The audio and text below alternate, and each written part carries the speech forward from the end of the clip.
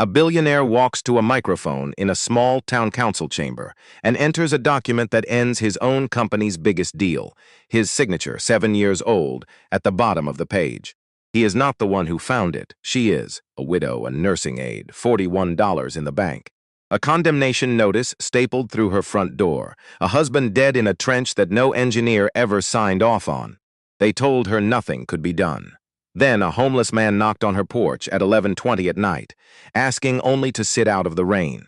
She gave him her last bowl of soup. She had no idea what she had just let in. This is a work of fiction. The town, the names, and the people in it were invented.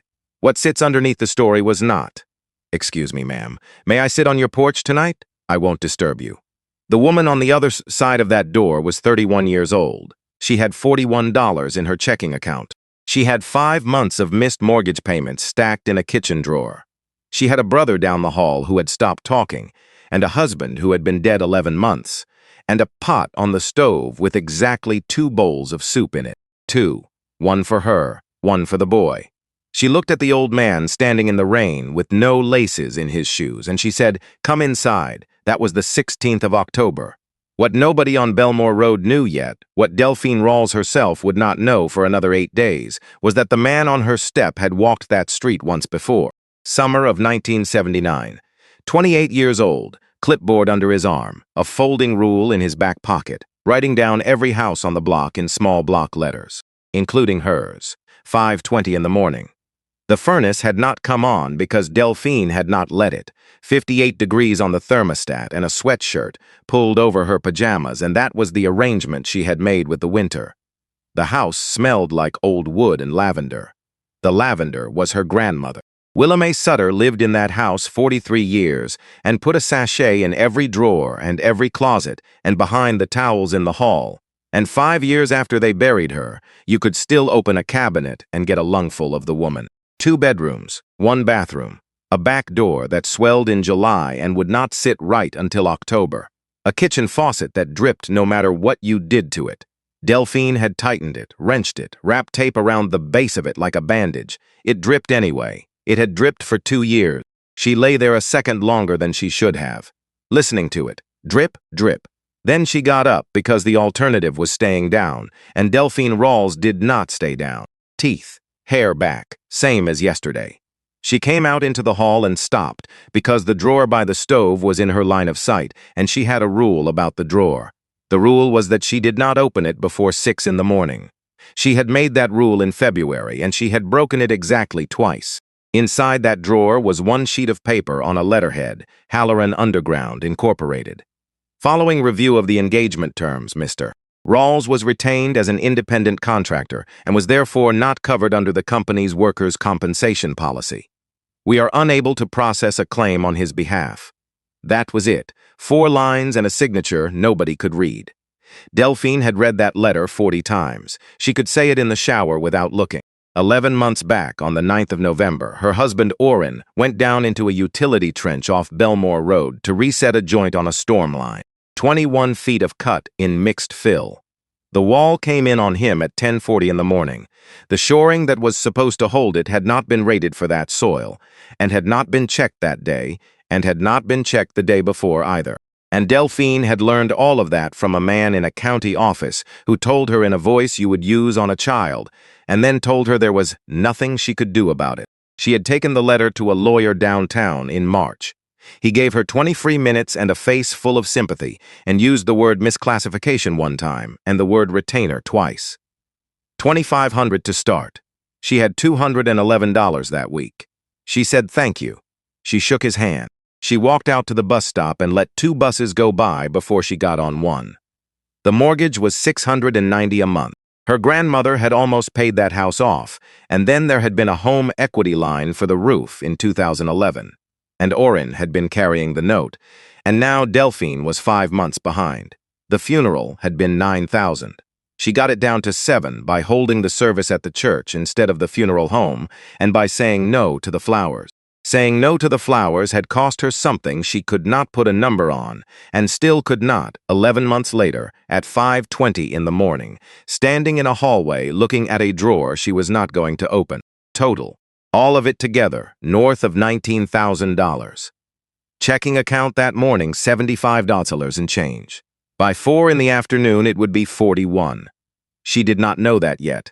She put the coffee on and went to the front room and pulled the curtain back an inch to check the weather. And the sky over the garages was the color of an old nickel. At 10 after 7, the front door opened.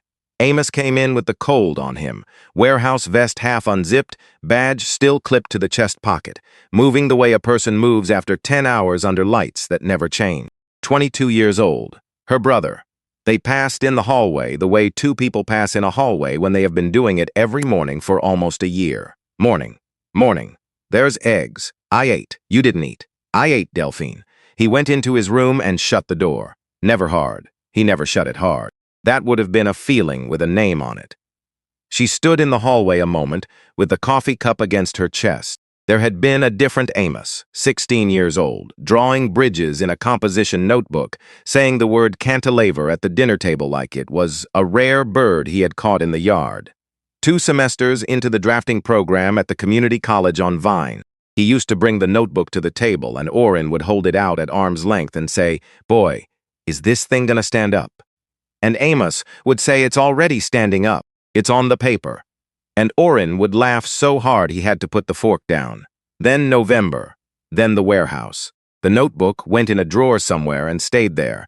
And Delphine had learned not to ask about it because asking made his jaw do a thing she could not stand to look at. She put the eggs in the fridge under a saucer. He would eat them at 2 in the afternoon and pretend he had not. 610 bus. Ash Grove Manor Rehabilitation and Care sat at the end of a road with 3 churches on it. Brick, 1 story, a flagpole out front with a flag that had been replaced twice in 6 years, and both times 'cause Delphine had asked. She had been a certified nursing aide there for 6 years, $14.20 an hour, 6:30 to 2:35 days, sometimes 6. She was good at it, and not the way you are good at a job in a brochure.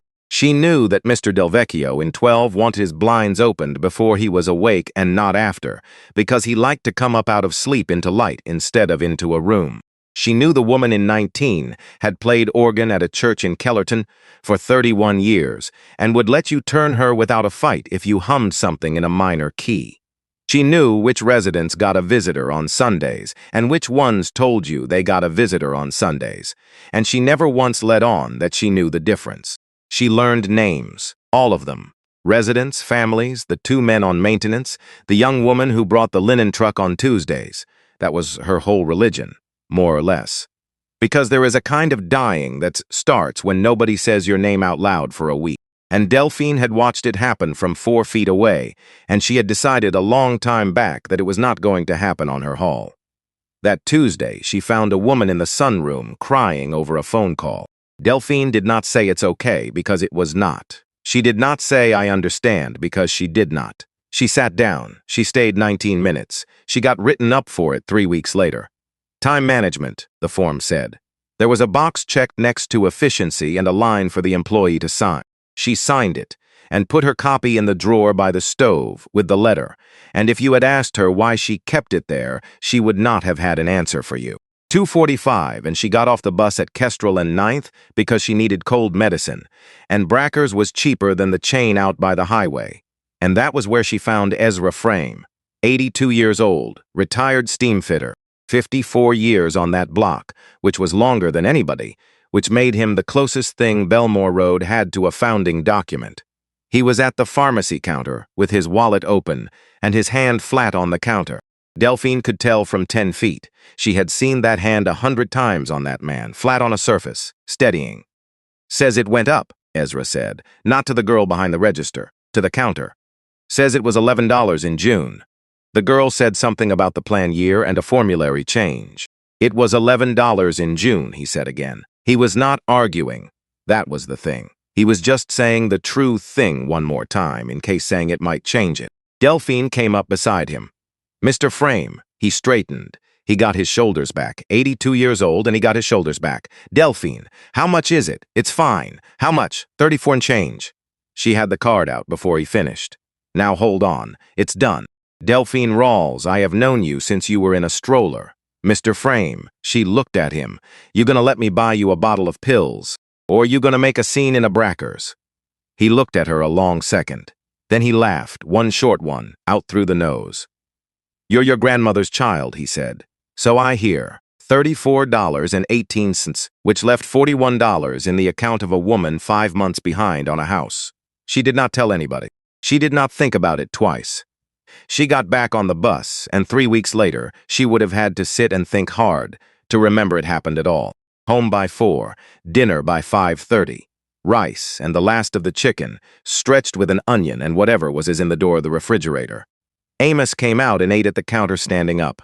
He did that now, standing up, facing the window over the sink, like a man waiting on a bus that was already late. "Bledsoe's is hiring second shift," she said. "Forklift certification's free. They pay you to sit through it." That's a trade, Amos. That's a card in your wallet. I've got a job. You've got a warehouse." He set the plate in the sink and ran the water. "Program's still open," she said, quieter. "I called Vine. They keep your credits 18 months and it hasn't been 11. He shut the water off. "Don't do that," he said. "Do what? Talk about it like it's sitting there waiting on me." "It is. It's not." And he went and got his vest. Delphine stood in her grandmother's kitchen and looked at the refrigerator, where there was one photograph held up by a magnet shaped like a peach. 4 people at a cookout in a backyard, Willa Mae squinting into the sun with a paper plate. Delphine laughing at something outside the frame. Amos at 15, all elbows, caught mid-sentence. And Orrin with his arm along the back of a folding chair, not looking at the camera. Looking at her, she straightened the photograph. It did not need straightening. 9:15 bus. Second job, Ashgrove County Administration Building. 4 nights a week, $11 an hour, through a contractor that paid every other Friday and got the math wrong about twice a year, $760 a month. That was the number that kept the lights on. The day job kept the house standing, and the night job kept the power in it. And if you took either one away, the whole arrangement came down like a card table. She mopped the lobby, she emptied the cans. She scrubbed the second-floor bathroom where somebody, some grown adult with a county badge, could not seem to hit the trash with a paper towel. And 4 nights a week, she pushed a cart down a carpet hole past a row of doors with brass nameplates screwed into the wood. Assessor. Records. Councilman R. Petrus. Ward 4. She had walked past that door 200 times. She had never once thought about it. Audie Grimes lived on the other side of the chain-link fence and had lived there since Delphine was in grade school. 31 years carrying mail for the Postal Service, which meant Audie knew everything about everybody on Belmore Road and had the decency to only use about a third of it. She was leaning on the fence Wednesday morning with her coffee when Delphine came out. "Baby, Miss Audie, you gonna tell me why the Neely girl's car was parked in front of your house at 11 at night? She was dropping off a casserole dish." Audie sipped. "Casserole dish. Miss Audie, I'm drinking my coffee." She drank her coffee. "Hey, you seen them signs?" "What signs?" "Down on Belmore. The empty lots where the plant was." Audie pointed with the cup, big blue ones. "Went up Tuesday." "Saying what?" "Future home of Ridgeline Commons." Delphine got her bag on her shoulder. "That's 4 blocks off. That's not us." Audie Grimes looked at her over the rim. "Baby," she said, "it is never 4 blocks off. It starts 4 blocks off. They can't take our houses, Miss Audie. They don't take." Audie shook her head slow. "Child, they don't have to take. They make it so you can't afford to stay, and then you hand it to them yourself and thank them for the check." Delphine stopped with her hand on the gate. "That's what happened to my sister's whole street over in Kellerton," Audie said. "Took 10 years. Wasn't one day you could point at. And now there's a place over there, sells a cup of coffee for $6, and every last one of those people is out past the bypass with no bus line." She finished the coffee. "I'm just saying go look at the sign," Audie said. "That's all. Go on, you'll miss your bus." Delphine missed her bus. She walked the 4 blocks first, and rebar sticking a lot full of the weeds each like cricks. 8 feet wide, 2 posts. Blue. Ridgeline Commons, a new chapter for Satchgrove 220, residential. Units, ground floor retail, bringing the corridor back to life. She stood in the wet grass and read it twice. Bringing the corridor back to life. Delphine thought about the 1,100 people who lived in that corridor right now. Audie and her hydrangeas. Ezra Frame and his wife's lilacs. The woman on Kestrel who put out a folding chair on the sidewalk in the summer and waved at every car. She wondered which part of them was supposed to be dead. Then she caught the next bus and went to work. The 16th of October was a Thursday, and the rain started at 9 and never let up. It was not the kind that falls, it was the kind that hunts. It found the gaps under porch roofs, and the collars of coats, and the bad seam in Audie Grimes's storm window. And by 11 o'clock, the whole block sounded like a drum somebody had forgotten to stop hitting. Delphine got home at 5 after 11, soaked through both shoulders because the shelter at the Kestrel stop had a hole in the roof the size of a dinner plate and had had it since spring. She hung her coat over the radiator. She put a pot on the back burner because Amos would be in at 10 after 7, and there would be one bowl for him and one for her. Canned, chicken and noodles, store brand, 2 for $3. That is what was in the pot. That is what this whole story turns on, if you want to know. She sat down at the kitchen table, not to think about anything. She sat down because her feet were finished, and because sometimes a woman just needs 11 minutes at a table in a house that has gone quiet. Then the knock came. Soft, twice, almost like an apology. Nobody knocked on that door at 11:20 at night. Not in 11 months. People had stopped coming around in March, the way people do, and Delphine had stopped watching the driveway, the way you learn to. She went to the door. She looked through the peephole, and there was an old man in the rain. White, 70-something, a thin coat pasted flat to his shoulders like wet paper. A small suitcase held shut with packing tape wrapped 3 times around the middle. Water coming off the ends of his nose in a steady thread, and his shoes. No laces. You only see that on a man who has been somewhere they take your laces. She opened the door and the rain came in with the sound. "Excuse me, ma'am. May I sit on your porch tonight? I won't disturb you." His voice was steady. His body was not. "How long you been out in this?" "A while." "How long is a while?" He did not answer that. "You eat today?" He looked down at the boards of the porch. That was his answer. Now hold this picture because it matters. 31 years old. Widowed 11 months, $41. 5 months behind on a house she was going to lose by spring. A brother asleep down the hall who had not said a true sentence to her since the funeral, and a stranger on her porch at 11:20 at night. Every reason in the world to say the porch is fine. Delphine said, "Come inside. I've got soup on." "Oh, no, ma'am. The porch is fine. Truly." "Sir, you're shaking. That's just the cold. I know what it is." She held the door wider. "That's why you're coming in." He hesitated. He looked past her into the front room, and Delphine watched his eyes find a pair of man's work boots against the baseboard, still sitting where they had been sits for 11 months because she could not do it yet. "There's a man in this house," he said. "I shouldn't." "There was," she said, and something in the way she said it made him stop asking. He stepped over the threshold slowly, carefully, like a person who had forgotten what a doorway was supposed to feel like on either side of him. She gave him a towel. She gave him dry socks. Oren's, out of the second drawer, still folded the way she folded them, still folded that way after 11 months. She did not announce that. She just handed them over and turned around and gave the man the room. Then she set a bowl in front of him. He did not eat it right away. He put both hands around the bowl, both of them, and he sat with his head down and his shoulders going up and down slow, and he did not move, just holding the warm thing. "Thank you," he said. "I can't remember the last time somebody." He stopped. He pressed his lips together and looked at the wall until it passed. Delphine did not push.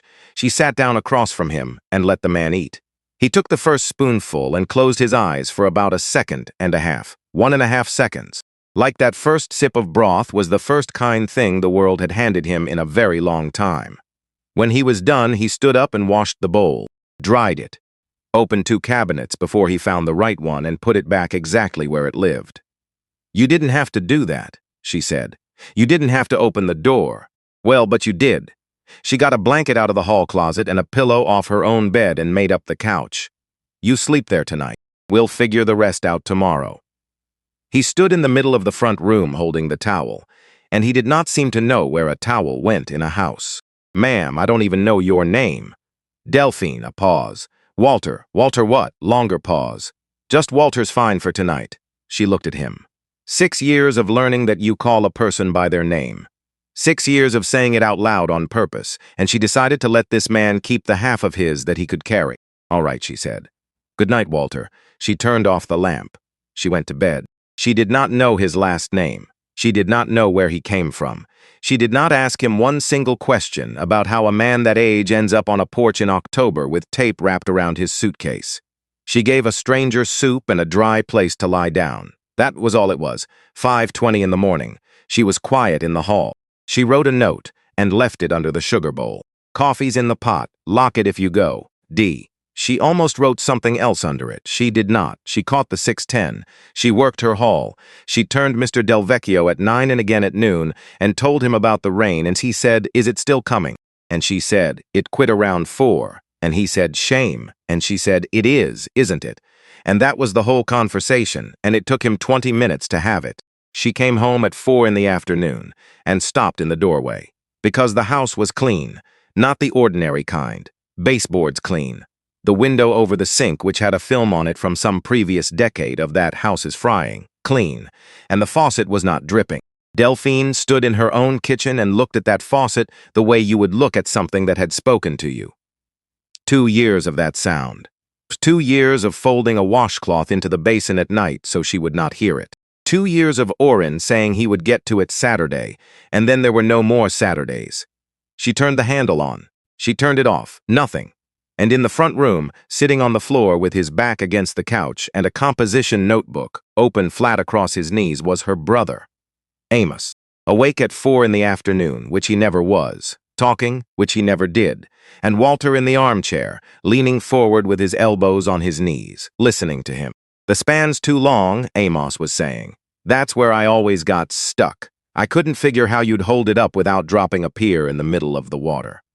"You wouldn't hold it," Walter said. "You'd hang it." "From what?" "From the thing that wants to fall."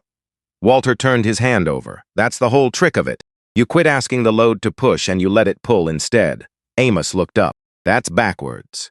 It's completely backwards, and it works." Walter tapped the page. "Show me the arch one again, the one you did in pencil." Delphine did not move. She stood in the doorway of her grandmother's house with her keys still in her hand, because she had not heard her brother's voice go up at the end of a sentence in 11 months. Not once. That is a thing you do not know you are missing until it walks back into a room. Walter saw her and got up fast.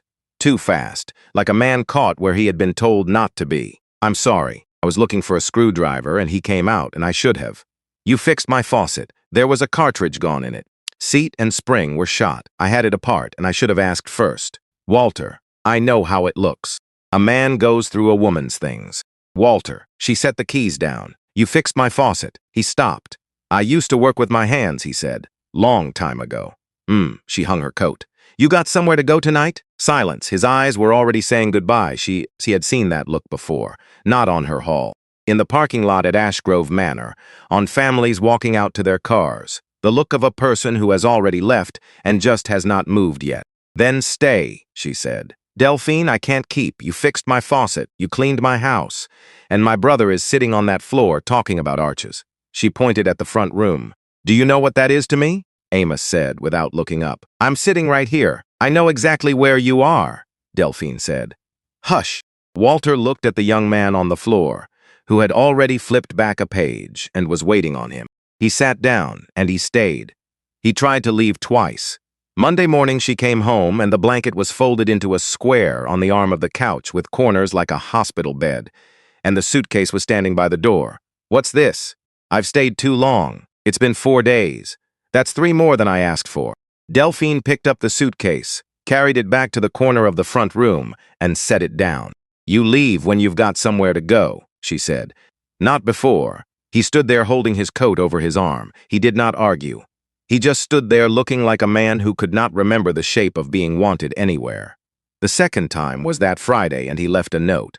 12 words. She found him at the bus depot on 9th. She had figured it because he had asked about southbound schedules on Sunday. And Delphine Rawls had been listening. Because Delphine Rawls was always listening. And that was the entire problem with her. She did not yell. She sat down next to him on the bench. They watched a bus come in and go back out. "There's stew," she said finally. "You don't have stew." "I've got beans and an onion, and by 6 o'clock it's going to be stew." He made a sound. Almost a laugh, the first one. They rode home together, and neither of them mentioned it again. By the second week, the small things started stacking up, and it was the stacking that got her. The loose tread on the front step, the one she had been going over for a year and a half, until stepping over it had become part of her body. Walter pulled it, looked at the stringer underneath, and put in a new one. Then he sat on that step a while and looked at the rest of the porch, and did not say anything. The window in the back bedroom that let cold in every night. He pulled the trim, found rot in the sill, and cut a new sill out of a piece of cedar he got behind the lumber yard on Wolcott for nothing but asking. The pantry door that would not latch. The dryer vent, which he pulled out of the wall packed solid, and he carried it in at arm's length like a dead animal and said, "This is how houses burn down," and Delphine said, "Well, good morning to you too." But it was the way he worked that she started to notice. Because a handyman opens the wall. Walter knocked on it. He would go down a hallway with the back of 2 knuckles, tapping every 16 inches. Tap, tap, tap, tap. Then he would stop. Then he would tap once more in the same spot. Then he would pull the stub of a carpenter's pencil out of his shirt pocket and write a number on his own palm. He did that in the back bedroom. He did it down the hall. He went down the basement stairs and stayed 40 minutes, and came up with cobwebs in his hair and 3 more numbers on his hand. "What are you doing?" Amos asked him. "Reading it." "Reading what?" "The house." Walter tipped his head back at the ceiling. "Everything a building's ever going to tell you, it tells you in the first 10 years. After that, it just repeats itself louder. That's not a real thing. Son, it's the realest thing there is." Delphine, at the sink, drying a plate. Saying nothing. Just filing it. The 1st of November, he came up out of the basement and stood in the kitchen doorway with his hand still on the frame. "Delphine, there's a crack in your center girder, down at the splice." She turned around. "Is that bad?" "It's not good." "How not good?" "It's not falling in this winter. It'll go another 5-6 years the way it sits." He wiped his hands on the towel. "But it needs sistered, and it needs it before it needs something worse." "How much?" 2 pieces of dimensional lumber and a box of 1/2-inch bolts." "How much, Walter?" He looked at the floor. $62, he said. "Give or take." Delphine had $41. She stood in that kitchen and did the arithmetic she did every day of her life, the arithmetic nobody sees, where you move $19 out of 1 week into another week and hope neither week notices. "Give me 8 days, she said. "Delphine, 8 days. He nodded once, and then that Saturday he was gone all afternoon and came back at 6:30 with 2 16-foot pieces of southern pine over his shoulder that he had walked 11 blocks with, and a bag of bolts, and he would not say where the money came from. She pressed him twice. "The pawn on 9th, he said finally. "What did you give them?" "A watch." "Walter, it doesn't run. He put the lumber down. It hasn't run since Reagan, but the way he says it." Delphine let it go. She did not let it go all the way. She put it in the same place she had started putting everything else about this man, and that place was getting full. Thursday night. Second job. She did the 2nd floor last because the 2nd floor was carpet, and carpet meant the vacuum, and the vacuum was the only part of that job that let her think. Councilman R. Petrus, Ward 4. She had emptied that man's trash can 200 times. She emptied it that night. Coffee cup, a sandwich wrapper, a pharmacy bag folded down small, and she did not look inside it, because Delphine Rawls did not look inside people's pharmacy bags. Later she would think about that. And on the desk, weighted at one corner by a stapler, was a map, 4 feet wide, aerial. The whole east side of Ash Grove laid out flat under a desk lamp at 11:40 at night. Delphine stood there with a trash bag in one hand and the vacuum cord over her shoulder, and she did not touch it, she just looked, because there was yellow on it. Somebody had gone over a shape with a highlighter, careful, staying inside the lines, the way you would color if you cared about doing it right. The shape was 4 blocks long and 2 blocks deep, bounded by Belmore on the south and Kestrel on the west, and in the middle of that shape was a little gray square, with a little gray rectangle behind it that was a garage. That was her house. That was Willa Mae Sutter's house, 43 years of it, sitting under a stripe of yellow ink like a thing already crossed off a list. At the top, in a title block, in letters she had to lean in to read. Ridgeline Commons, Parcel Accession Fate 2, Proposed Map Amendment, Application 25-114, and down the right side, a column of numbers she did not understand and 2 words she did, eminent domain.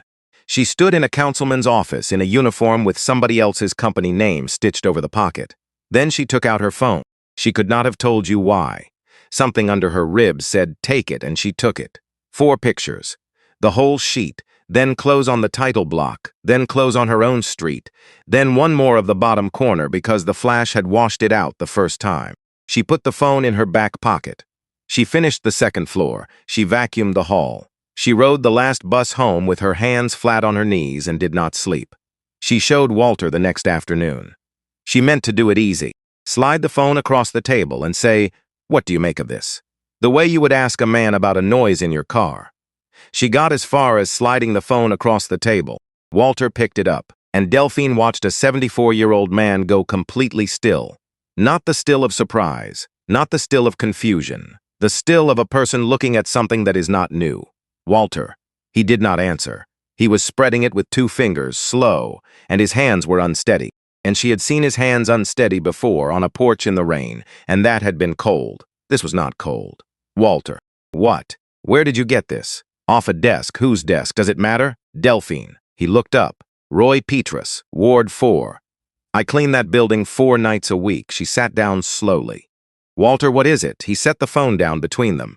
He turned it so she could see, and he put 1 finger at the bottom corner of the title block, on the stack of small print she had not bothered with. Exhibit references, attachments, the junk at the bottom of a document that nobody reads. Exhibit D, existing instructors condition assessment. Sonk Survey, Asgrove East Corridor, 1979. Certify, W.R. Preen, Payee No, 148827. Delphine read it. She read it again. Prine, she said. Walter looked at the tablecloth. W.R. Prine, she said. Walter. Walter Reed Prine. The refrigerator kicked on. That was the only sound in that kitchen for a while. You're an engineer. I was. You were an engineer. I was a licensed structural engineer in this state and 2 others, he said. That number, 8827, that was mine. And this is your name on their paperwork. That's my seal. On what? On a survey I did in the summer of 1979. He rubbed his mouth with the back of his hand. The city hired 4 of us. We walked every block from the river to Kestrel. Every foundation, every sill, every roofline. 61 days. I was 28 years old, and I had a clipboard and a folding rule, and I thought I was doing the Lord's own work. Delphine sat very still. You walked my street. I walked your street, Walter said. I walked this house. She put her hand on the table. I went in that basement, he said. I remember the stairs. They turn at the bottom, which they shouldn't, and there's a coal chute somebody bricked over on the north wall. Delphine's mouth went dry, because that was true, and there was no way on this earth for him to know it unless he had stood down there. I wrote it up sound, Walter said. Class 1, good bones, good beam, good footing.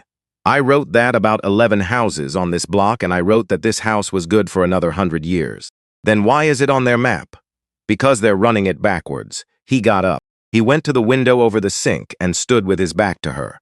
And the light was going down behind the garages, and he talked to the glass.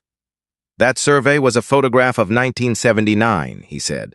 It says what these houses were then. That's all it says. That's all it was ever meant to say. And now? Now somebody has dropped it into a rezoning application, labeled it a condition assessment, and put it behind a tab. He shook his head slowly. So when a councilman stands in a room and says the housing stock in that corridor is aged and deficient, and 1 person out of 200 asks him what he's basing that on, he puts his hand on a folder, and inside the folder is a 46-year-old survey with a dead man's seal on it. You're not dead. Walter did not turn around. I'm not certain that's true, he said. Delphine let that sit, because she had been an aide for 6 years, and she knew exactly what it sounds like when somebody tells you the truth sideways. Walter. Have you been on this street before since that summer? The pause went on long enough that she could hear the clock over the stove. I've walked it, he said. A few nights. When? August, September. You've been sleeping around here since August, not on this block. Walter. Not on this block, Delphine. His voice caught at the edge, and he did not finish, and he went out to the porch and sat down on the step he had rebuilt and stayed there past dark. Delphine watched him through the window with a dish towel in her hands. She did not go out. She had 2 things now. A house with a yellow stripe painted over it in a councilman's office, and an old man asleep on her couch with her grandmother's basement written down in his handwriting from before she was born. She thought that was the whole of it. It was not. The next Tuesday she used her lunch break. It was Walter's idea, and it was the first real thing he ever taught her, and she carried it the rest of her life. He had said it at the table with a pencil in his hand. Don't ever stand up in a room holding something you took. I didn't take anything. I took a picture. Doesn't matter what you call it. The second you say I saw it on his desk, that whole room quits hearing what's in the document and starts thinking about what's on your phone. He tapped the pencil twice. That application is public record. All of it. Every exhibit, every attachment, every signature on every page. You walk in there and you ask for file 25114, and they have to hand it to you. They have to? They have to. It's your government. That's not a saying, Delphine. That's the law. They're going to look at me funny. They are absolutely going to look at you funny. Something moved at the corner of his mouth. Let them. That's a free service they're providing. So she went. She stood at a counter under a fluorescent light with a bad ballast, and she said, "I'd like to see the file on application 25-114, please." And the woman behind the counter looked at her funny. Delphine stood there in her scrubs and let her. The woman went and got it. 140 pages, $9.25 to copy, which was most of what she had left that week. And she carried it home on the bus in a brown envelope on her lap with both hands on top of it like a casserole. That night she spread it out on the living room floor, not the kitchen table.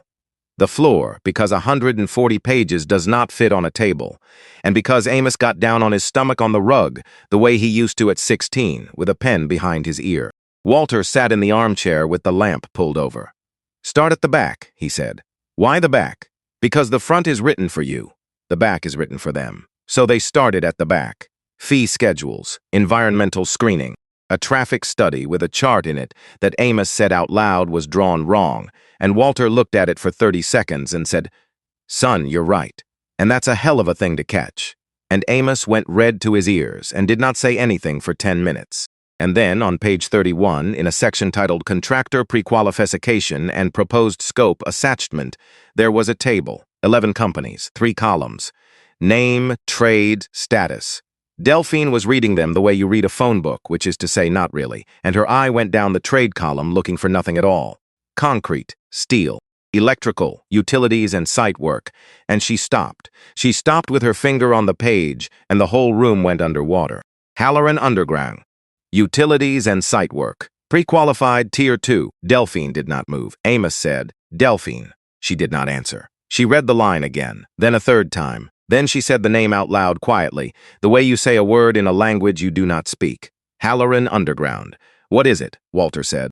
She got up off the floor. She walked into the kitchen. She opened the drawer by the stove, which she had a rule about, and she did not care about the rule. She came back with one sheet of paper and put it down on the rug next to page 31, and she smoothed it flat with the side of her hand, and she looked at the two of them lying there side by side on her grandmother's rug, the letterhead and the table. The same name printed twice, 11 months apart. "Delphine," Walter said.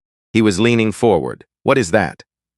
She did not answer him yet. She was looking at the word underground. Because 11 months ago, on the 9th of November, 4 blocks from where she was kneeling, a wall of wet clay had come in on a 34-year-old man in a hole in the ground. And 9 weeks after that, a company had written her 4 lines to explain why they did not owe her anything. And now that same company was sitting on page 31 of the same document that had her house painted yellow. Amos said it before she could. "That's them," he said. His voice had gone strange.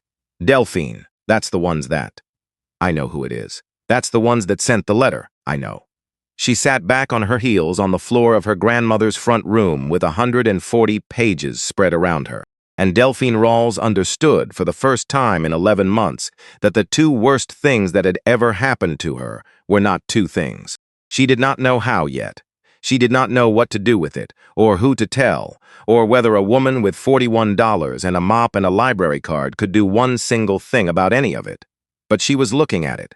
It was on the floor in front of her, in black and white on paper the county had sold her for $9.25. Outside, the rain had started again, and Walter Prine sat in the lamplight in a dead man's socks, looking at that letterhead, and his face was the face of a man who has just heard a door open somewhere far off in a house he thought was empty. The Ash Grove Public Library on Vine Street had 6 long tables with green glass lamps bolted down the middle, and on Tuesday and Thursday nights it stayed open until 9, and almost nobody came. That was where they were. After that first night on the living room floor, Delphine had gotten up off the rug and said, "I can't have this in my house." Walter understood her before she finished saying it. So 4 nights a week she rode the bus straight from Ashgrove Manor to Vine Street with a canvas bag on her shoulder. And Walter walked the 19 blocks and got there first, every time with the books already stacked. Municipal Code of the City of Ashgrove, Volumes I and II. A paperback with a cracked spine called Land Use Law for Non-Lawyers, published in 1998, which Delphine came to love the way you love a friend who is not impressive but always shows up. By the third week, the librarian was leaving the 2 code volumes on the end of table 4 before they got there. She never said one word about it. The first night, Walter pushed volume I across. Read it out loud, all of it. 12-4. Delphine looked around at an empty library. Then she read, "No application for map amendment shall be accepted for filing unless accompanied by a condition assessment of existing structures prepared within 24 months of submission." Again. She read it again. "Now say it in English. They can't file this unless they've got a report on the buildings that's less than 2 years old. And what's Exhibit D? 1979, which is how old? 46 years. Walter sat back with his arms folded. That's not an opinion. That's not you being upset about your house. That is arithmetic. And arithmetic doesn't care who's doing it. He was not gentle about it, and that surprised her. She had expected the man who read the code to be the same man who fixed the faucet. He was not. He interrupted her. He made her go back. When she summarized a paragraph in a way that was close but not exact, he said, "No," flat, and put his finger on the line. The third night she got frustrated and said so. "Walter, I understood it. You understood the sense of it. That's understanding it. Not in a room with a microphone, it isn't." He took his glasses off. "Delphine, listen to me. You are going to stand up in front of people who do this every day of their lives. And the first time you say something that is almost right, one of them is going to correct you, politely, in front of everybody. And after that, nothing else you say will land. So I've got to be perfect. You've got to be exact." He put the glasses back on. "Perfect is impossible. Exact is just work." She looked at him across the green lamp. "How many times you sat in front of a board?" Walter turned a page. "A few. Which side?" "Read the next section, please." November went by like that. 4 nights under the lamps. 6:30 to 2:30 at the manor. The 9:15 bus to the county building 3 nights a week, mopping, emptying, walking past a brass nameplate she now could not look at without something happening in her chest. She slept 5 hours, some nights 4, and it was the strangest thing, but she felt better than she had felt in a year. Not happy, nothing near happy awake. Amos found the second one. He had stopped going straight to his room. He came in off shift at 10 after 7 and ate standing up at the counter like always. But then, instead of the bedroom door, he sat down on the living room rug where the pages were spread in labeled stacks and pulled one toward him. He did not ask permission. He just started. On a Saturday morning, 3 hours into a section nobody had touched because it was nothing but names, he said. "Hey." Nobody answered. Nobody in that house was used to him starting a sentence. "Delphine, this list is wrong." He slid it over. Affidavit of mailing. Certificate that notice was sent by first-class mail to all owners of record within 300 feet of the subject parcels as required by Section 12-6 signed. Dated the 2nd of October, sworn. Behind it, 11 pages of names and addresses. 1422 Belmore. That's Mr. Frames. It says owner of record, Cordelia Frame. That's his wife. His wife's been dead 9 years. Delphine went cold in her hands. Go on, 1430. That's us. His finger stopped. Owner of record, Willa Mae Sutter. Their grandmother, dead 5 years. The deed had come out of probate in Delphine's name in the spring of 2021, and she had a certified copy in a shoebox under her bed. Because she had been so proud of it, she carried it over the fence to show Audie Grimes. "They mailed it to Grandma," Amos said. "They mailed it to Grandma. And here, 1411, that's the Boyles. They sold and went to Tennessee in 2021. He looked up. 22 years old, warehouse vest still on, 3 days of not enough sleep sitting under his eyes. "They pulled an old list," he said. "Delphine, they never told anybody." She turned around and put both hands on the kitchen counter and stood there. Because for 11 months she had believed that the world happens to people like her by accident, that there is nobody at the wheel, that houses and men die and letters come, and it is weather, and you do not argue with weather. And here was a list. Somebody made that list. Somebody opened a file from 2019 and decided not to spend 4 hours updating it. Somebody signed a piece of paper swearing they had. A person did that. which meant a person could be stopped. Amos, do that for every parcel inside the yellow. He was already doing it. It took him 9 days. He worked it on lunch breaks at the warehouse, with the recorder's office database pulled up on his phone, and he built a chart on the back of a piece of butcher paper, and Delphine came home one afternoon and found it taped to the front room wall. 62 parcels, 14 mailed to somebody who could not have received it. 3 of those dead. Walter stood in front of that butcher paper a long time with his arms crossed. "Son," he said finally, "where'd you learn to lay out a table like that?" Amos shrugged and went red to his ears and went to bed. She went over to Ezra Frame's on the 21st of November because he called and asked her to, which he had never done. He was on his own porch with a shoebox on his knees. She sat on the top step, and from there she made herself look at the front of his house, because she had walked past it 4,000 times and never once looked. Green and white aluminum awnings nobody made anymore. A concrete stoop with the corner broken off and repaired in mortar by somebody who cared a long time ago. A hedge along the driveway cut square. And against the foundation on the south side 2 lilac bushes cut back for winter. They started 3 years ago, Ezra said, and took the lid off. 40-50 letters. Some still in envelopes, some folded into quarters, one with a coffee ring on it. First one was a young fella came to the door, real polite, said he represented an investment group and would I consider an offer. "What'd you say?" I said no thank you. He shrugged, so they started writing. She picked one up, $61,000. "What's the house worth, Mr. Frame?" "Assessor's got me at 138. He folded his hands over the box. "I put a roof on it in 2016, cost me $11,000, and I did the tear off myself with my nephew." "How old were you?" 73, and don't make a thing out of it." She went through them, March 4th, March 11th, March 19th, then nothing until July, then 3 in 9 days. "They come in bunches, I noticed that. Do you remember what was going on in town when the bunches came?" Ezra looked out at his street. "Come to think, one of them showed up right after they put that corridor study in the paper. I remember because Cordelia's sister called me about it. She got out her phone and started writing it down. 'Mr. Frame, can I borrow these? I'll copy them and bring the box right back. Keep 'em, I'll bring the box back.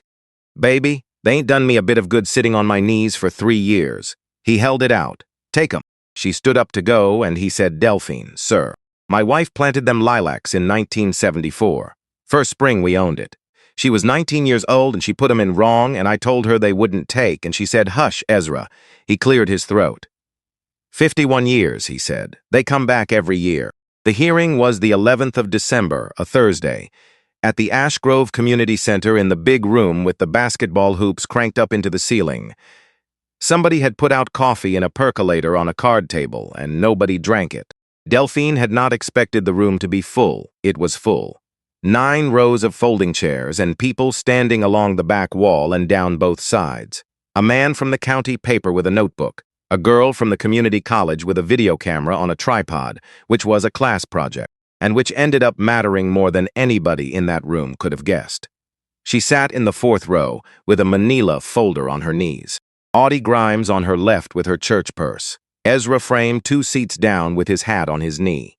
Amos behind her, standing against the wall, straight off a shift. Walter did not come inside. He walked her to the doors and stopped, and when she turned around, he was out in the lot with his hands in his coat pockets. "Come in, Delphine." He looked at the doors and then at his shoes. There are people who work in this county who'd know that name. She did not understand that then. She understood it in February. Roy Petra sat at the front table with 2 other council members and a woman from the city attorney's office, 58 years old. Gray suit, reading glasses pushed up on his head. He looked like somebody's uncle at a graduation. That was the thing about Roy Petras. The developer went first and took 25 minutes. Renderings on a screen. A building that did not exist, full of people who did not exist, walking dogs on a sidewalk that did not exist. 220 units. 900 construction jobs. $12 million added to the assessed tax base over 10 years. "And I want to be clear about something," Petrus said, pulling his microphone over. "Nobody is forcing anybody out of their home. That's not what this is. Folks in that corridor are sitting on an asset they can't move. We're trying to make that asset worth something." A man in the back said, "Worth something to who?" Petrus smiled. He smiled like a man who had heard it before and had an answer he liked. Then the chair opened public comment. 3 people got up. The first talked for 6 minutes about a stop sign. The second was a woman from Kestrel who said she was scared and said it 4 different ways, and started crying and sat back down, and the room was with her, and the room could not do anything with it. The third said he thought it sounded pretty good, actually. And then Delphine stood up. Her legs were water, 6 years in aid. She had held a 200-pound man upright in a shower stall. She had told 4 families that it was time to call everybody. She had walked into a room where a heart had stopped and known exactly what to do with her hands, and she could not feel her legs. Petrus looked at her about a half-second longer than he had looked at the others, because he knew that face, not the name. The face from a carpeted hallway at 11 at night, standing aside with a mop handle to let him pass. And now that face was standing up in a public hearing with a folder. Yes, ma'am, name for the record, Delphine Rawls, 1430 Belmore Road. Go ahead. She opened the folder, and her hands shook so badly that the paper made a sound in the microphone. So she set the folder down on the empty chair in front of her and held only the top page. Ash Grove Municipal Code, Chapter 12, Section 4, Paragraph B. No application for map amendment shall be accepted for filing unless accompanied by a condition assessment of existing structures prepared within 24 months of submission. She looked up. Application 25-114 was filed on September 14th. Its condition assessment is Exhibit D. Exhibit D is a survey of the East Corridor conducted in the summer of 1979. The room changed. She could hear it change. That is 46 years. That is not within 24 months. Petrus leaned in. Ma'am, I believe you may be looking at a background reference rather than the assessment itself. Page 61, sir. She held it up. It is labeled Exhibit D. It is tabbed Exhibit D. Your staff report cites Exhibit D 9 times. One person laughed. Short, somewhere on the left. Petrus's face did not move. Second item. She set the page down and picked up the next. Section 12-6. Notice by first-class mail to every owner of record within 300 feet. The affidavit of mailing was executed October 2nd and sworn. The list attached to it was generated in 2019. She let one beat go by. It mailed notice to Cordelia Frame, who passed in 2016. It mailed notice to Willa Mae Sutter at my address, and Willa Mae Sutter was my grandmother, and she passed in 2020. It mailed notice to a family that sold and moved to Tennessee 4 years ago. She turned the page. By our count, 14 of the 62 owners inside that boundary were never notified. That is not 14 people who chose not to come. That is 14 people who did not know there was anything to come to. She closed the folder. I'm not asking anybody in this room to like us. I'm asking you to follow your own rules. And she sat down. For about 2 seconds there was nothing. Then the room came apart. Not cheering exactly. It was the noise 100 people make when a thing they did not think was possible happens in front of them. Chairs going back. Voices. Somebody's hands. Audie Grimes grabbed her wrist under the folder and squeezed until it ached for an hour. The chair called for order twice. The woman from the city attorney's office spoke into Roy Petrus's ear a long time, and he listened with his eyes on the back wall, and he never once looked at Delphine while she did it. The council voted 5-1 to table the map amendment for 60 days pending a compliance review. 60 days. She knew what that was, sitting right there. 60 days is not a win. It is a breath. But you would be surprised what a person can do with one breath if she has been holding the last one for 11 months. Outside in the cold, people she had never spoken to came up and shook her hand. A man in a Carhartt jacket said, "Where'd you learn that?" "Library." He laughed like she was making a joke and walked off, and she let him. And across the parking lot, under a light pole, standing exactly where he said he would be, was Walter Prine. He did not come over. He put one hand up. That was all. And from 40 feet away, she watched him take his glasses off and press his thumb and finger into his eyes and stand like that a second before he put them back on. She never mentioned it. Some things you let a man have. 12 days later, she lost her job. Not that one, the county one. The 23rd of December, a Tuesday, and the phone rang on the bus, and it was a man from the cleaning contractor whose name she had heard maybe twice in 4 years. "Mrs. Rawls, we have to pull you off the county contract." Pull me off. What does that mean? Pull me off. The counties exercised a personnel removal clause. Any individual, any time, no cause required.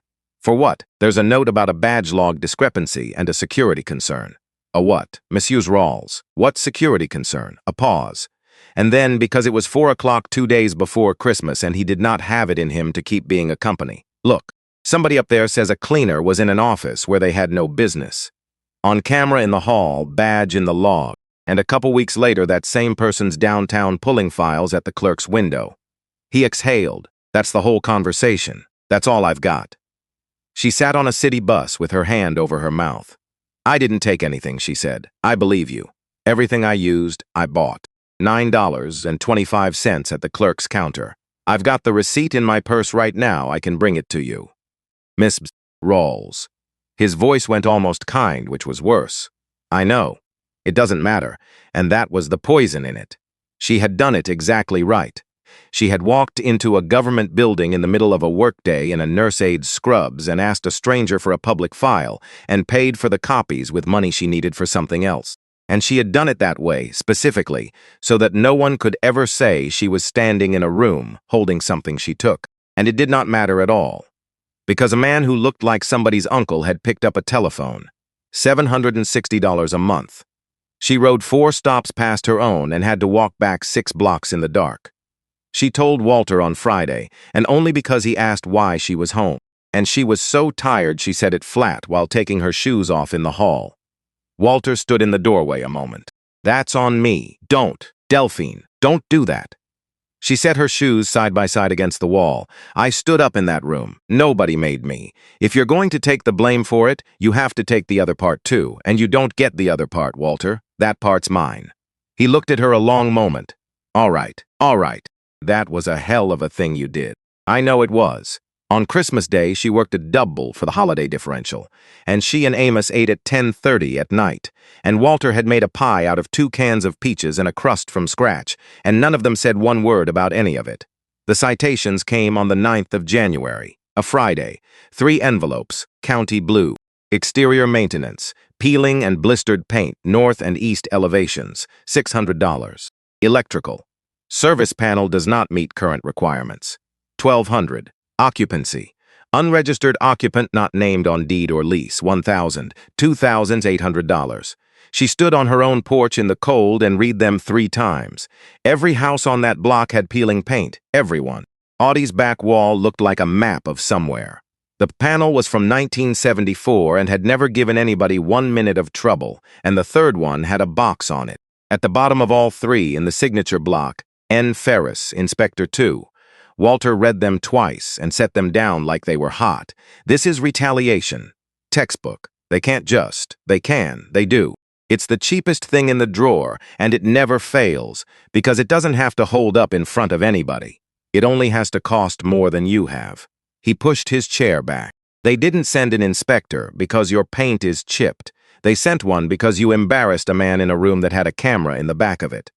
So what do? You document. Photograph every house on this street, front and back, with the date on it. Keep every envelope with the postmark. Write down who comes, what time, what they touched, how long they stayed. Date every page and never add to a page after you've closed it. And then what? Then when they've done it enough times, the pattern becomes the evidence. He looked at her. 1 citation is a citation. 9 of them is a map. She looked at the number again. She made about $1,900 a month now. I can't pay this. I know. Walter, I can't pay any of it. I know. He sat down beside her on the step in the cold, and neither of them said anything. And down the block somebody's dog went off at nothing at all. 18 days later, the yellow notice went up. The 27th of January, stapled to her own front door. Stapled through the paint. Somebody had put a staple gun against her grandmother's front door and pulled the trigger 4 times. Order of unsafe in structure. Structural deficiency identified in primary support member.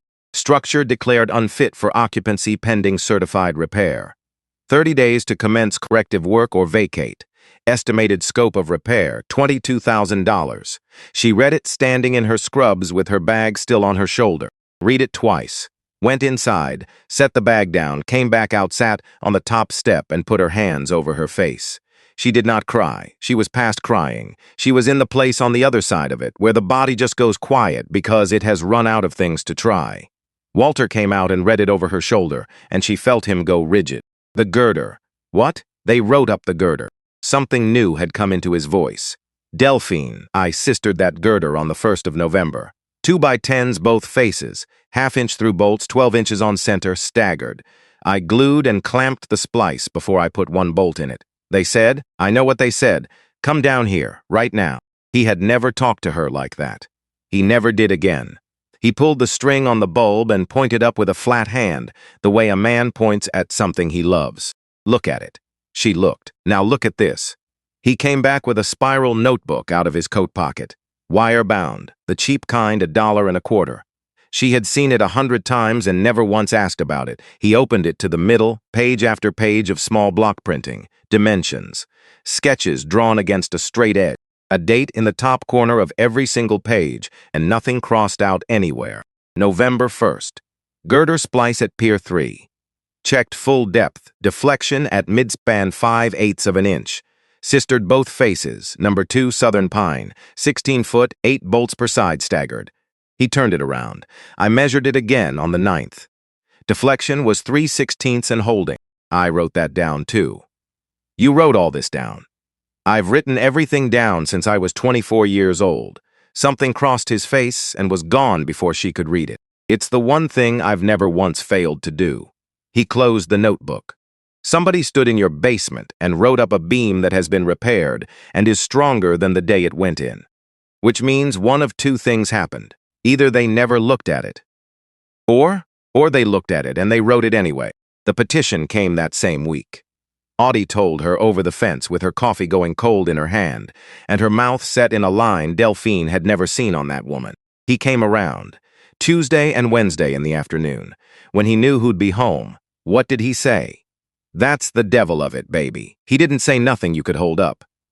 Audie set the cup on the fence post. He stood on people's porches and said, we don't know anything about that gentleman. He said, there's no identification on file for him. He said, I'm not making an accusation. I would never do that. I just believe a community's entitled to ask a question. She looked away, and then he stood there and let them ask it themselves. Delphine's stomach went down through the floor. How many signed? 3. Who? Audie told her.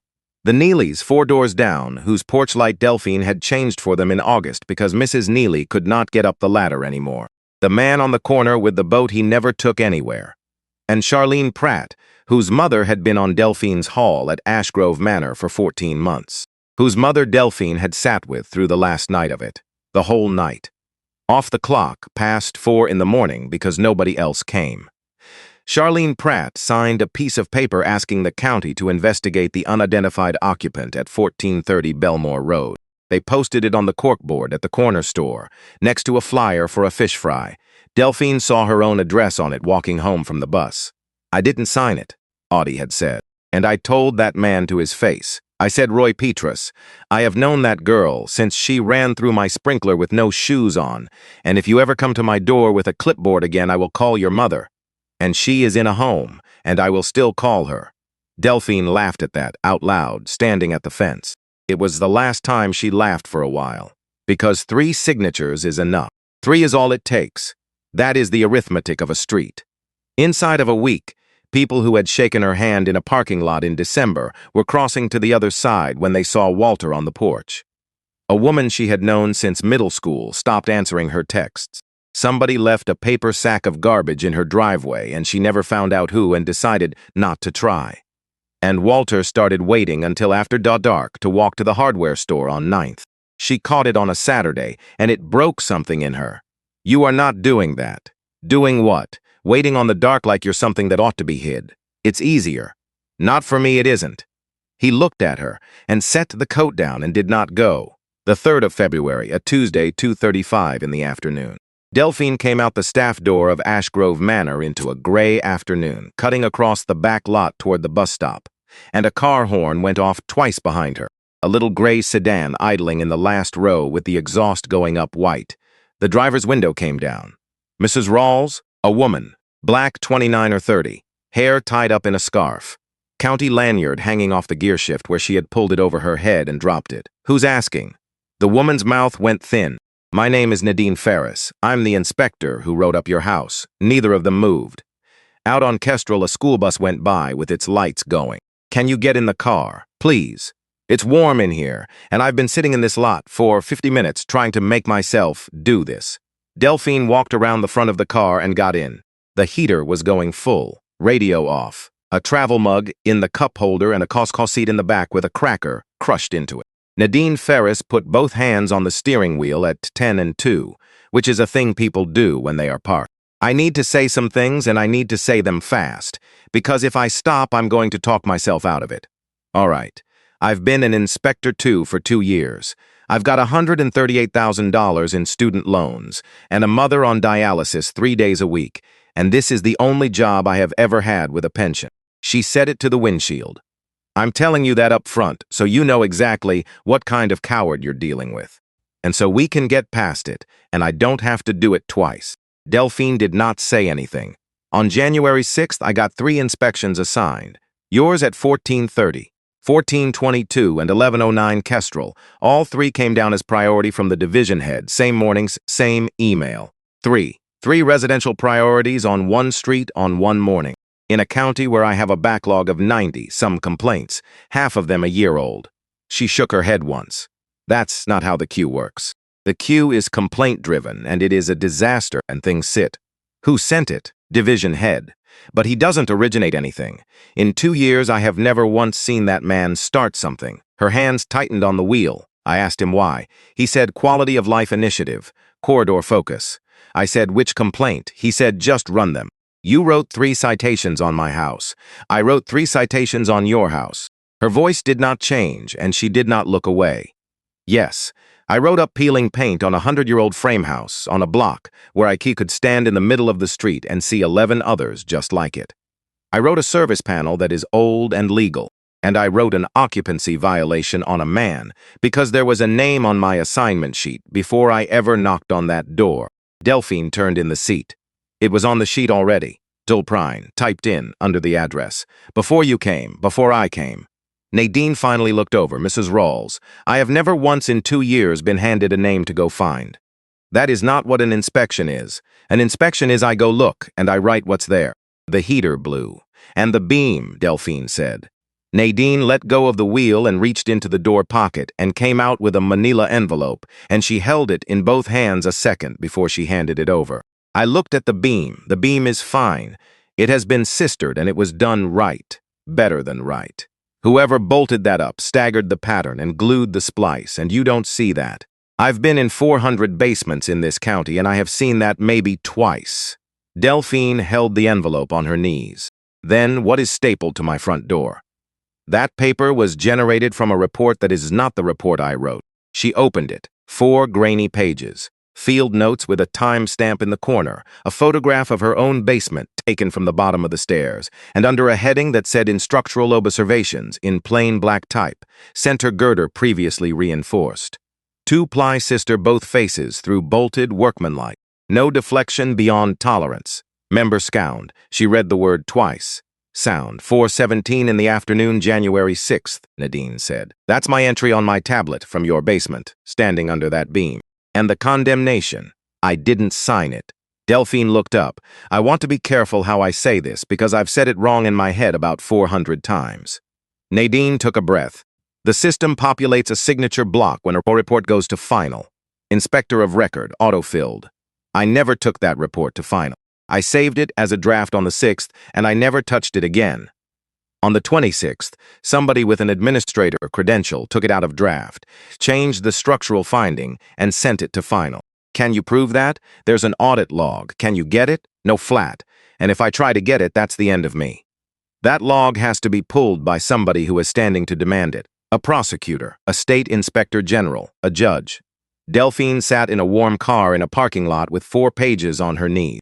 Why are you here? She said. Nadine was quiet a second. Because I was at the hearing in December, in the back. I go to all of them. It's part of the job, and normally I sit there and do a crossword. She turned the travel mug a quarter turn, and a woman in scrubs stood up and read Chapter 12 out of a folder, and I have a certificate on my wall that says I'm supposed to know that section by heart. And I sat there and thought, she just did my job better than I do it. That's not. Let me finish. Her voice cracked just a hair, and she pulled it back in. My mother worked 30 years for the school district. food service up at 4 in the morning, and when she got sick, every single thing she thought was hers turned out to be somebody's discretion. That's the word. Discretion. There's always a man somewhere with discretion. She looked over. I'm not brave, Miss Rawls. I want that on the record. I'm the woman who wrote the citations and then drove around this county for 3 weeks with that envelope in my door pocket, but I am not going to be the one who buried it. Delphine put her hand flat on the envelope. What do you need from me? I need you not to use my name yet, not at a council meeting, not to a reporter, not to your neighbor. It came out in one breath. When there is a real proceeding with a record, and somebody who can subpoena that audit log, I will sit down and I will say every word of this out loud with my hand in the air in front of my division head. But if it comes out on a Tuesday night in a community center, I am unemployed on Wednesday and my mother misses Thursday. Okay, that's it? Okay, Miss Ferris. Delphine almost smiled. I've spent 6 years learning that everybody is carrying something you can't see from the doorway. You drove out here on your lunch and sat in a parking lot for 50 minutes to hand me the truth. I'm not going to sit in your car and negotiate the terms of it. Nadine Ferris looked at her. Then she put her face in her hands for about 4 seconds. Then she picked up the travel mug and drank out of it. There's one more thing. 1109 Kestrel and 1422. They both got notices too.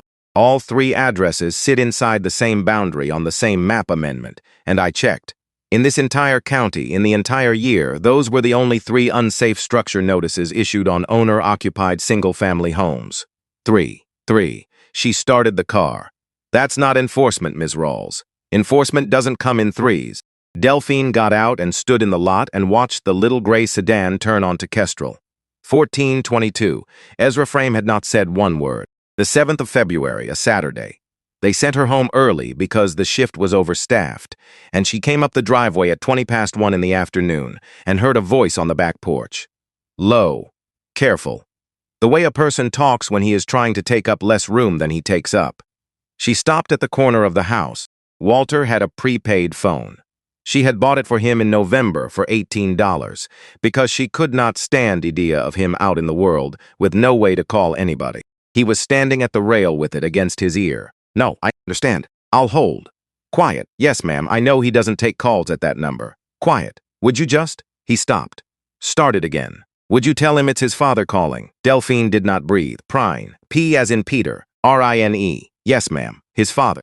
The pause went so long that she watched his free hand come up and take hold of the rail. I understand, he said. No, that's all right. Thank you for your time. He hung up. Stood there holding a prepaid phone in both hands, looking at the back fence. Then sat down on the step the way a man lowers something heavy. She came around the corner. He heard her step and his head came up. And she watched a 74-year-old man decide, in about a second and a half, whether he was going to keep lying to her. He did not. Sit down, Walter, she said quietly. He sat. She sat. And he told her, my name is Walter Reed Prine. I've got a son. His name's Hollis. He's 51 years old. He runs a company out of Chicago called Meridian Yard Partners, land assembly and mixed-use development in secondary markets. Delphine went completely still, because she had read those 2 words 900 times since November. Page 4 of the application, page 11. Page 31, at the top of the same table where she had found Halloran. Meridian Yard, she said. Yes, Meridian Yard is the equity partner on Ridgeline Commons. Yes, your son. Yes. She got up. She walked to the end of the porch. She came back and sat down again. You've known since October. I knew the minute you showed me that map. You knew in October and you sat at my table and you. I've known longer than October. His voice went rough. Delphine, that's what I'm telling you. I've known for 2 years. She stopped. His mother died in 2018, Ruth. 51 years we had, and 49 of them were good, which is a better record than most people get. He rubbed his knee, and she was the thing in between us. Anything Hollis and I ever threw at each other, it went through her first, and came out the other side soft enough to live with.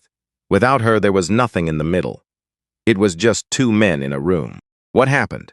We had a conversation in his kitchen in the spring of 2023. He said it the way a man reads a chart. I told him what his company does to a street. He told me I was a relic and I didn't understand how capital works in this century. I told him his mother wouldn't have recognized him. He stopped. And he said, Dad, you of all people. His jaw moved. You of all people, he said again. What did he mean? Walter did not answer. I walked out of his house and I did not go back. Savings ran out inside a year. Sold the truck, sold the tools. He stopped on that one. Then it was the Salvation Army on 3rd. Then the county shelter, and they take your laces. Then it was outside. Walter, what did he mean, you of all people? The wind came around the corner of the house and moved the dead hydrangea heads on Audie's side of the fence. And Walter Prine said the thing he had been carrying since before Delphine Rawls was born. In 1984, I signed a report I knew wasn't finished. Her hands went cold. I was 33 years old. I had a partner's interest in a 4-man firm and a mortgage and a boy who was 10. He was looking straight out at the fence. Sewer interceptor job on the south side of a town called Kellerton. Deep cut, 22 feet in mixed fill. My scope was the shoring design and the daily certification. He swallowed. There were 2 days I did not get to that site. One of them, a scheduling thing the other, and both reasons were true and neither one mattered a bit. And on the Friday, the general contractor needed the certifications to go with his pay application. And there were 2 blank days in my book, and he stood in my office and said, "Walt, you know what's down there. It's the same as Tuesday." And you initialed it. I initialed 2 days I never inspected. The porch was very quiet. On the 9th of April, the north wall came in, about 40 feet of it. There were 3 men in the cut and 2 of them got out. Delphine put her hand over her mouth. His name was Del Hatcher. He was 31 years old. He had a wife named Frances, and they had been married 4 years. He stopped. He had to. The investigation found the shoring was underbraced at station 11+20. That was one of the days I initialed. It might have been underbraced on Tuesday, too. It might have been underbraced the whole month, and nobody could ever say for certain, and the board finding was inconclusive, and I kept my license. He said that last part like it was the worst sentence in the English language. I kept my license. I gave it back 6 years later on my own, and I never signed another thing, not a drawing, not a calculation, not a permit application, 41 years. She could not feel the step under her. Hollis was 10, old enough to remember the year his father quit putting his name on things. He grew up in a house with a man who wouldn't sign a birthday card if he could get out of it. That's who raised him. He turned his hands over, and then he built a company that doesn't put its name on anything either. It's all entities, 12 layers of them, and I stood in his kitchen and called him a disgrace, and he looked at me and said, "You of all people, you of all people." The furnace came on inside the house. And then Delphine asked the question that had been standing behind her since October. "Why did you knock on my door?" He did not answer. "You said you walked this street in August, September. You said you couldn't sleep on this block and you wouldn't say why." She turned to look at him. "Why this block, Walter?" He said it's so low she nearly lost it. "Because I certified it." She waited. In 1979, I wrote 61 pages saying these houses were sound. I put my seal on every one of them. And 46 years later, somebody photocopied that seal and used it to say the opposite. How did you find out? Public notice taped to a light pole. He almost laughed and it came out wrong. August. Corner of Kestrel and Belmore. I stood there in the middle of the afternoon and read my own name on a piece of paper stapled to a pole. He looked at her for the first time since he started talking. "I did not come here to help you, Delphine. I need you to hear that. I have let you believe it for 4 months and it isn't true." His voice was coming apart. "I came here because I had run out of places to stand and it was raining. And there was a light on in the kitchen of a house I put my name on when I was 28 years old." He pressed the heel of his hand against his eye.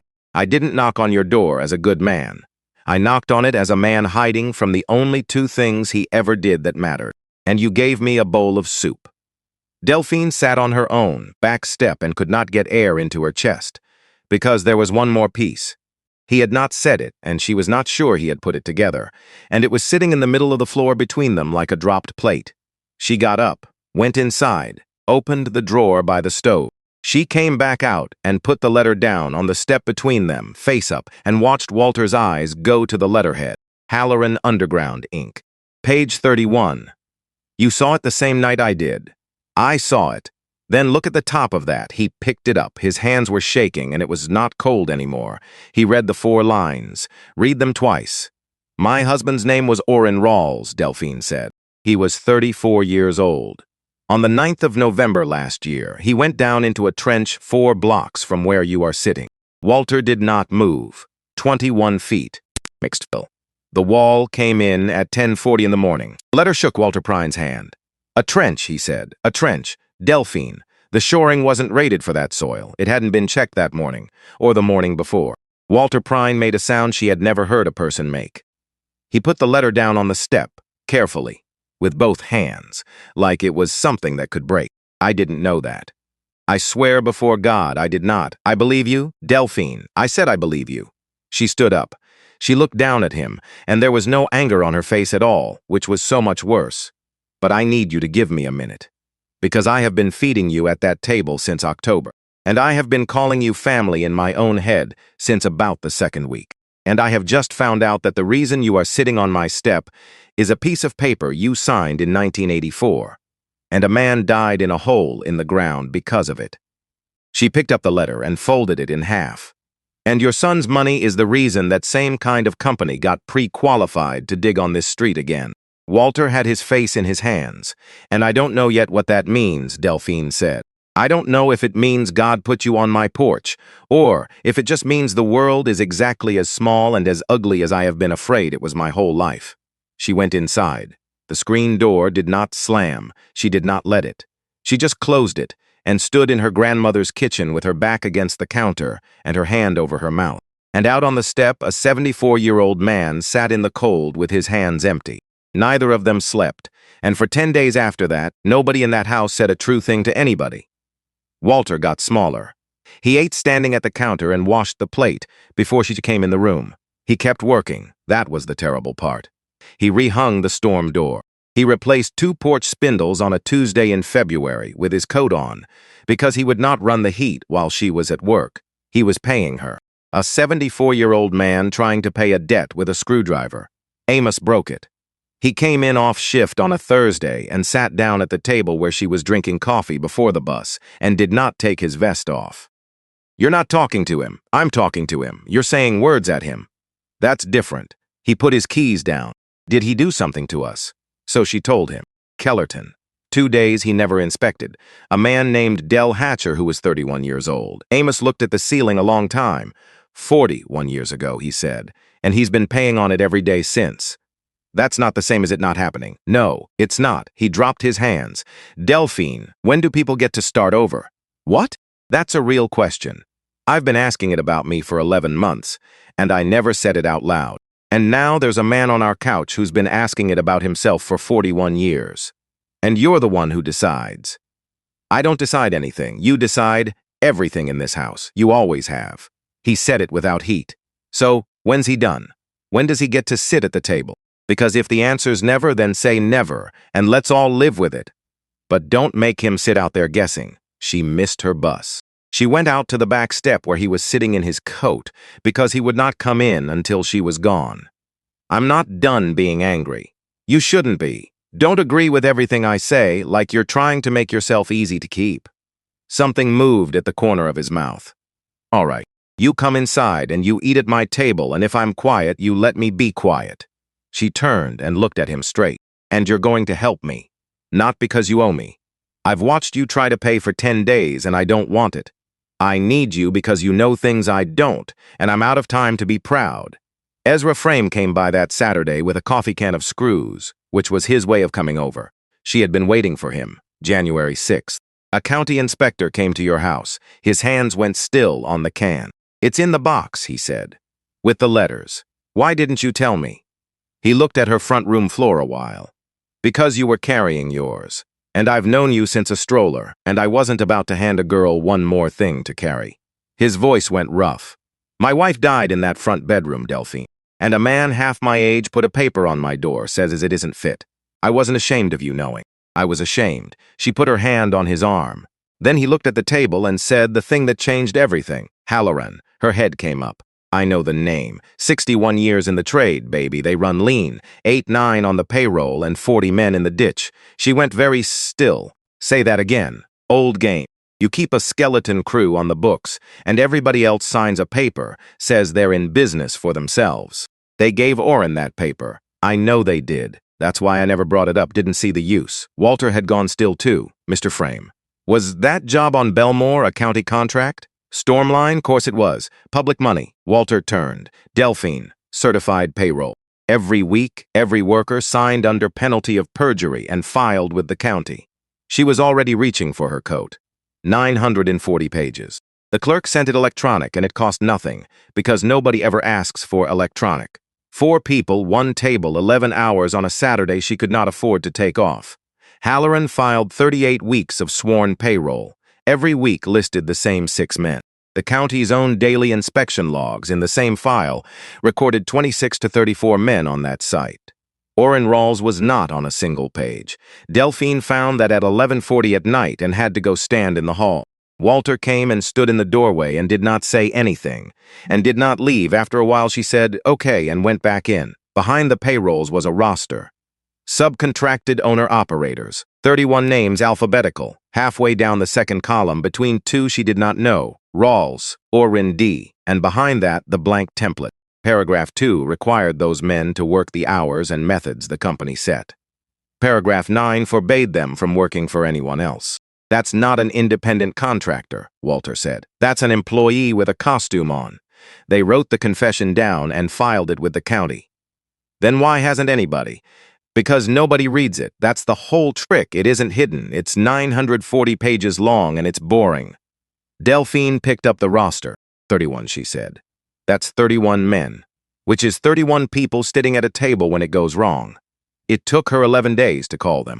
She did it from the kitchen with the roster taped to the cabinet door after 7 at night, because that is when working people are home. "My name is Delphine Rawls. My husband was Orrin Rawls. He worked for Halloran and he died on the Belmore job in November. I'm not selling anything and I'm not a lawyer. I'm calling because your name is on a list with his." 11 hung up. 19 did not. And it turned on the only thing she had ever been good at, which was sitting with people. 6 years of learning that a person tells you the truth about 90 seconds after you stop waiting for it. When a man said everybody signed that, that's just how it is. She did not argue. She said, "How'd they hand it to you?" "Parking lot." "First morning, 2 pages on a clipboard, engine running." "Did you get a copy?" "Nobody gets a copy." 22 men. 22 times, the same sentence. Then the woman on County Line whose son had gone off a trench box in April and shattered his hip. 26 years old. Delphine asked her to read the letter she got. Following review of the engagement terms, Mr. Voss was retained as an independent contractor and was therefore not covered. "Stop," Delphine said. "Ma'am, stop." She got her own out of the drawer and read it aloud. The same 4 lines. The woman was quiet a while. Then she said, "They sent that to you too. He's 26 years old and I'm out here washing him." By March she had a binder. 3-inch rings, $4. And behind the 5th tab was the thing Walter found on a Tuesday. He came up out of the basement with a sheet in his hand and his face was wrong. Sheet C7, Trench Support System, Station 8 plus 00 to 14 plus 50. That's the design for the cut he was in. Look at the corner. Engineer of record. PE no empty. "It's not sealed," Walter said. 21 feet in mixed fill. Anything over 20, that support system has to be designed and sealed by a registered engineer. And the seal has to be on the plan at the site, and no man goes down in that hole until it is. He put 2 fingers on the sheet. Somebody at Halloran drew this off a data sheet for the wrong soil type. Nobody walked it. She could not take her eyes off the empty rectangle. Then she heard what she was looking at, and she looked up, and Walter was already looking at her. 41 years ago, a man signed 2 days he never inspected, and in November a man went down into a hole where nobody had signed anything at all. "It's the same hole," she said. "I know it is." And Walter Prine put his face in his hands and cried like a man who has been standing at a door for 41 years and finally heard somebody on the other side. She went around the table and put her hand on the back of his neck, the way you do with people who are dying, and held it there. Roy Petrus came to her porch on the 14th of March. No aid. Car parked half a block down. "There's a hardship process, discretionary. I'd sponsor it. All 2,800, and a reinspection would likely clear the structure notice. In exchange, there's no exchange. I'm not that stupid." He put his hands in his pockets. "I'm asking you to be finished. Take the win. Stop pulling files." "You've got a wife," Delphine said. His head came around. "Pharmacy bag in your trash can. 4 nights a week for 4 years. Went from once a month to every week last spring." She held his eyes. I clean rooms for a living. I'm not guessing. Her name's Marlene, he said. 6 years. I'm sorry. Don't. I've had enough of that to fill the barn. He looked out at the street. That corridor had 4,000 jobs in it in 1988. I've watched this town die for 33 years, one storefront at a time. And I've listened to 11 people promise to bring it back, and every one of them was lying. This one isn't. And the people in the yellow? Some get bought out. At a number they wouldn't get on the open market. 60,000 for a house worth 138. That's a first offer. That was a fourth offer, sir. Mr. Frames got the shoebox. He looked away, and she saw it. The half-second where a man who tells himself a story runs into the part he skips. Did you get me pulled off the county job? Did you put an inspector on my house? I don't assign inspections. That's not what I asked. He stood there a long time. 19 years in office, he said. I've never taken a dollar. I believe you. And that's the part that scares me. She opened her screen door. A man taking dollars, you can stop. A man who's sure he's right will do worse than a thief and sleep fine. Walter made the call that night on the private number he had been carrying on a scrap of paper since 2018. Hollis, it's your father. Nothing. Just breathing in another city. Dad, that one word came apart in the middle. I'm in Ashgrove. I've been here since October, sitting on a back step with a woman named Delphine Rawls. She opened her door in the rain and gave me a bowl of soup out of a pot that had 2 bowls in it. Walter's voice was steadier than his hands. I'm not calling for money. There's a sub on your prequel list called Halloran Underground. Her husband died in one of their trenches in November, and they wrote her a letter saying he was an independent contractor, so they didn't owe her a thing. Silence. Say that name again. Halloran Underground. I know the name, Dad. He came on the 17th. A black SUV in front of a house with a yellow notice on the door, and every person on that block saw it. 51 years old, charcoal coat, no tie. He looked tired in a way sleep does not fix. Walter was on the porch. He had not sat down since 10 that morning. Hollis stopped at the bottom of the steps. Neither of them moved. Then he came up and put his hand on his father's shoulder, and Walter put his hand over his son's. That was all. Inside, he stopped 3 steps in. He looked at the binder on the table, at the boots by the baseboard, 16 months in the same spot, at a mason jar with masking tape on it, and one word in block letters, house, with $90 in it that Walter had earned at the flea market and never once touched. She sat him down at the same table. I'm not asking you for money. I asked you here to answer one question. What do you know about Halloran? Hollis looked at his hand. When my father called me, I said I know the name. He'd have thought I meant a prequel sheet. I didn't mean that. He put his hands flat. In 2019, my own construction risk group gave me 11 pages saying Halloran was classifying field labor as independent contractors at a rate that was not credible for the trade. I read all 11. I asked one question. Are we exposed? The answer was no, because we were 2 entities up and the indemnity ran the other way. He stopped, so I approved continued engagement. In writing, August 6, 2019. Delphine did not move. 2 weeks later, my father told me to get them off my sites. He said, Hollis, that's not a paperwork problem. There's a man in that ditch. And I told him he didn't understand how a fund is structured. He looked at Walter. That's what you, of all people, was about. It wasn't only Kellerton. It was that I'd already told you no once, and I needed a reason that wasn't I chose the money. He set a folder on the table. I'm not going to sit here and tell you I didn't know. I knew for 7 years. I have the report and my own approval with my name at the bottom, and I brought both. I understand exactly what I've handed you. Why, Delphine said. Because he called me. Hollis's jaw worked. My father spent 41 years refusing to sign his name to anything, and I thought that was cowardice. And I built a company on the principle that a man who never signs anything can never be blamed. Then he called me from a back porch about a woman who let him in out of the rain, and I drove 5 hours understanding I'd built the exact machine he was running from. Delphine opened the binder to the first tab and turned it to face him. Then let's start at the front, she said. The council met on the 16th of April, 6 months to the day, since a man knocked on her door in the rain. Standing room. A news camera in the back. Patras at the front table expecting Hollis Prine to announce an investment. He had told 2 council members as much that morning. The person who walked to the microphone was Delphine Rawls. Her hands did not shake. That is what she noticed. In December, they had shaken so hard the paper made a sound. In April, they did not shake at all. 3 items. I'll be under 10 minutes. 38 weeks of sworn payroll, listing 6 men, against county logs showing 30.